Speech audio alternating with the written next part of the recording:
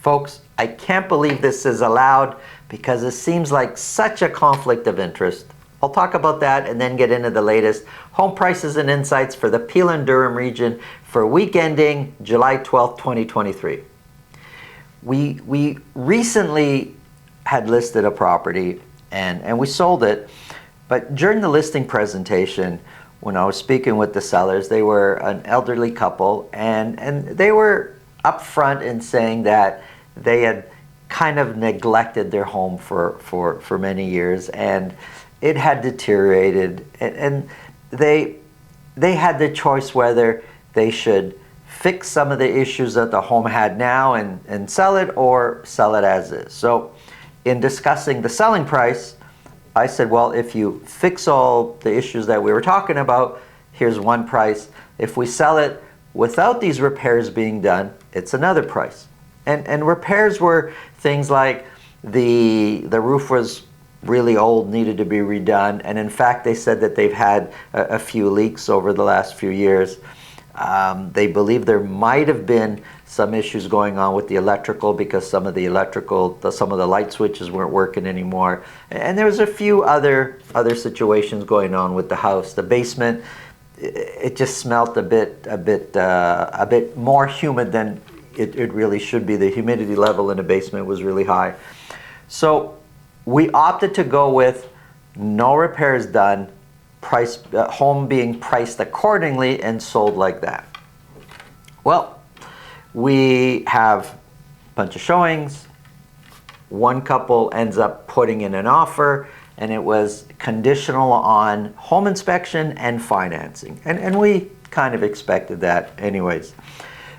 Negotiating back and forth a bit, and we finally reach an agreement on price. My clients, the sellers, are happy with the price. We accept the conditional offer, and the buyers the next morning pay the deposit and book a home inspection right away. So they had 5 business days for a home inspection and 5 business days for their financing condition. So they booked the home inspection right away. And now I know from the home inspectors that I would refer to my buyer clients, they'll take 2 to 3 hours to do a full, proper home inspection. These guys did their home inspection and they were in and out in 45 minutes to an hour. So either they just right away said, no, too many issues, and wanted to say, forget it, we're not buying it, or something else went on. So I called the agent after the home inspection was really quick. They were in and out. And I said, so how'd things go? And he says, oh, great. Home inspection is all done. We're happy. I thought, okay, that's great. Good news. So I said to him, okay, great. The only thing left is the financing side. How's that going? Have you started that yet? And he says, oh, don't worry about it. I'm their mortgage broker. So I said, oh, you're doing their mortgage? You can do that? He goes, yeah, I've been selling mortgages for a long time now. I've been a mortgage broker for many years. And I sell houses too. And I'm the one who did their home inspection today. I'm a home inspector also. I said, well, wait a minute. You're a realtor, a mortgage broker, and a home inspector? He says, yes. And if they end up doing renovations after, I might do the renovations for them. I said, wow, you're doing all that? You're like a jack of all trades here.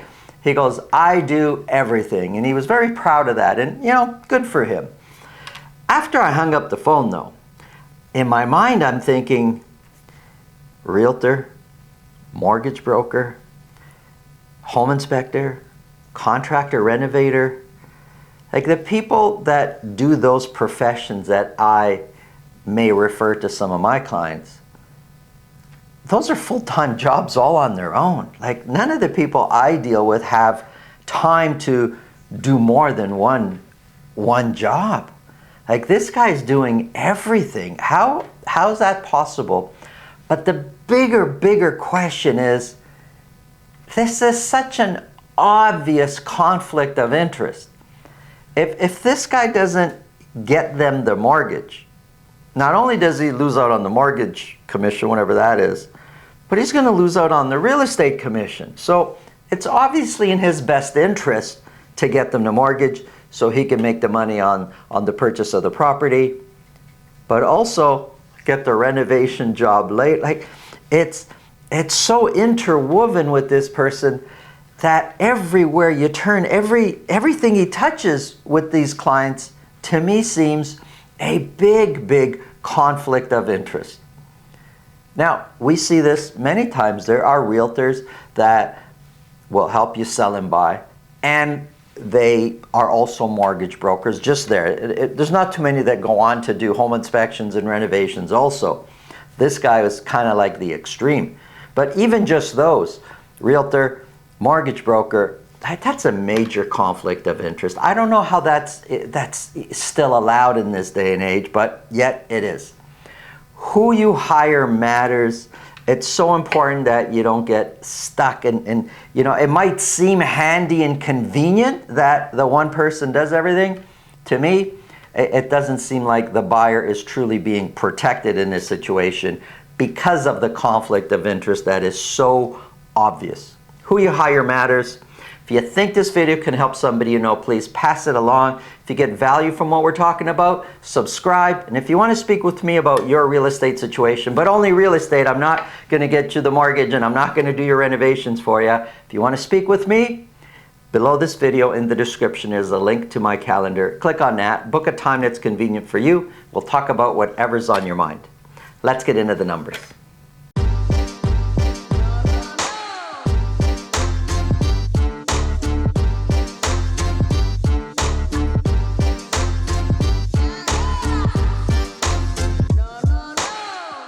If you're looking for a new, luxurious, multifamily home, check out the video at the end of this video.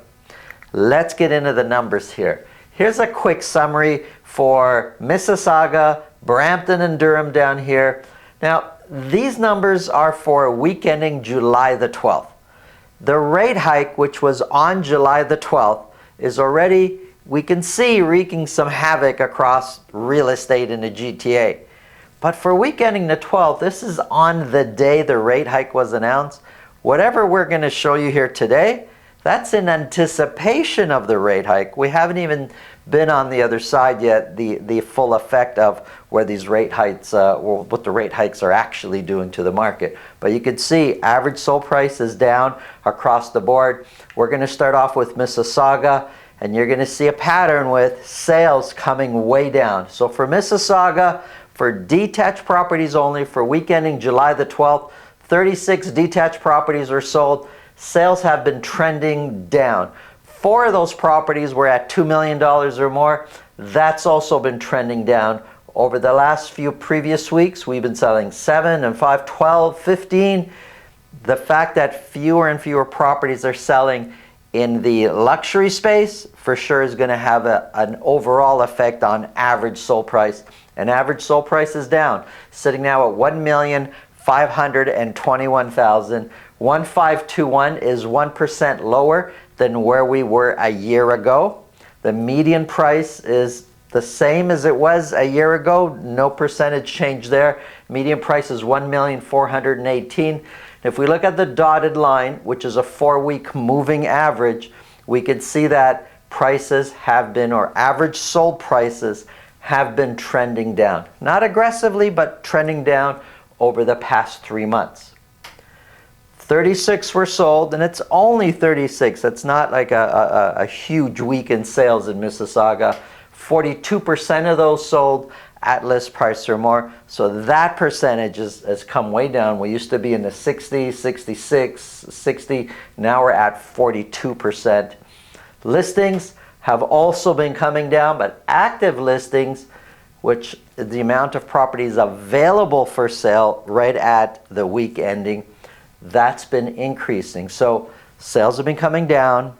Listings have also been coming down.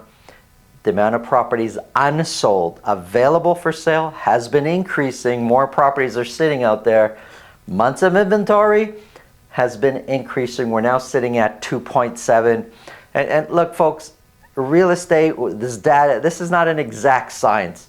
As far as the market goes, when we're sitting down here at 0.8, 0.9, 1, 1.2, it's pretty much a seller's market. We say anything under 3 months of inventory is a seller's market. Between 3 and 5 is a balanced market. And then more than 5 is a buyer's market. However, the fact that we're pretty close to 3, it's already in many pockets across the GTA, especially in Mississauga. It's going to feel very much like a balanced market across many spots of Mississauga. So here's Brampton. 48 detached properties were sold. None of those were at $2 million or more. Sales has been trending down and took a big dip over here. Now, you could say that, well, it's up from the previous week. That's got to be good, right? Well, maybe, maybe not. The previous week was the long weekend week, and sales typically are much slower, long weekends, holidays. So the fact that we went up to 48 is still much lower than where we were before. Sales have been trending down in Brampton for detached properties. If we look back at the first few months of the year, January, February, March, we were sitting just a little over 1.2, and that's where the average sold price is right now, 1,217,000. But the previous few months, for most of the previous few months, from April to now, we've been above 1,300,000 in average sold price. We're now 1,217. A lot of changes happening in the Brampton market. 1,217 is 4% lower than where the average sold price was a year ago. The median price, no change. Price has been trending down over the last 2 months, quite aggressively, I would say. Here's the sales. We've already talked about that trending down. 60% of those 48 sold at list price or more. Listings, active listings is increasing almost every single week, and months of inventory is shooting up. We're now sitting at 3 months of inventory. We're in a balanced market in Brampton. Here's the Durham region. Now for Durham, I'm using Pickering, Ajax, and Whitby detached properties only. That's my Durham sample. Sales are trending down. Although they're up from the previous week, they are trending down. 52 detached properties were sold. Average sold price way down. I put a question mark there, like, what's going on? 1,119,000. Well, I can tell you what's going on. A bunch of the luxury items, not that there's many across Durham region, but those few that are there, when sales are this slow, those few selling at $2 million or more make a difference in the overall average price. So those have been eliminated. Average sold price sitting at 1,119,000, which is 2% higher than where we were a year ago. Median price is 6% higher than where we were a year ago. And up to recently, prices were increasing, and just the beginning of June, we start to see a trend going the other way. Prices are definitely coming down now in Durham region. Of the 52 that sold, 65% sold at list price or more. So still somewhat competitive out there. Listings, we haven't really seen a big change either way in listings. Now the previous week, it's much lower than what we're used to. That was the long weekend. But 129, 128, we're in the 120s, again 129. Listings have been, I would say, pretty steady over the last couple months. Active listings has been increasing, and months of inventory is now sitting at 1.3. So of all the regions, Durham has one of the lowest months of inventory, but compared to where we were before at 0.4, 0.5, it's been climbing quite a bit now, sitting at 1.3 months of inventory. And it's this climb that has given us that curve in average sold prices coming down. Let's talk about condos. This is for all of Peel region. The trend of sales trending down is also happening for condo apartments. 23 condos were sold. One of those was at $1 million or more. Average sold price, however, climbed to $677,000. $677 is 4% lower than where the average sold price, it's 4% higher than where the average sold price was a year ago. The median price is 4% higher than where the median price was a year ago. Look what's happening with condo. When you break it down and use a 4-week moving average, which is a dotted line, kind of looks like average sold price and median price has been trending up over the previous 2 months for condos in Peel region. Of the 23 that sold, little more than a quarter, 26% sold at list price or more, and that's way down from where we were 50 and 65. 103 were listed. Active listings is increasing. I don't see any evidence why prices should be going up, but that's what it's doing right now. Here's more evidence against prices increasing. Months of inventory is just shooting way up when we're looking at condos in Peel region. We're sitting now at 4.8 months of inventory. Here's a quick summary of all the months of inventory. Except for Ajax, Pickering, and Whitby, we're pretty much sitting in a balanced market. You're going to see prices, as long as it's a true balanced market, you're going to see prices quite steady. There's not going to be a lot of fluctuations of prices going up, prices coming down. That's the market we're in. But there are pockets behaving differently, because I'm summarizing the whole areas. Kind of take a look at what's happening in your neighborhood of interest. That's what's really going to determine what's the market there. It doesn't matter what's happening anywhere else. All that matters is what concerns you and your transaction. Thanks for watching. Have a great day. Welcome to 4027 Bloor Street West in Etobicoke. Before I show you the inside of this home, let me tell you what makes it so unique. It has in all 8 bedrooms, 8 bathrooms. It has 9-foot and 10-foot ceilings. Each room has its own individual climate control. These are all luxury features you would expect from a custom-built home. But what really stands out in this home is that it was designed from the very beginning for 2 families to live separate and independent of each other, both above grade. Let me start by showing you the principal residence. So this is the principal residence. Including the finished basement, you have 5 bedrooms, 5 bathrooms, about 3,000 square feet.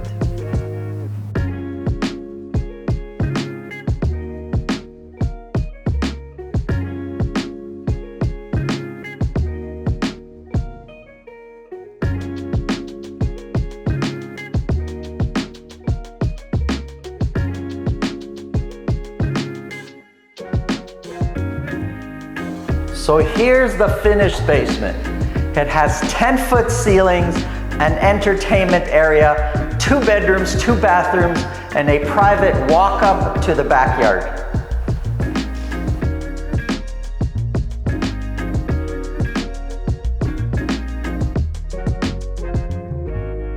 So this is the private, self-contained, luxurious secondary suite with 3 bedrooms, 3 bathrooms.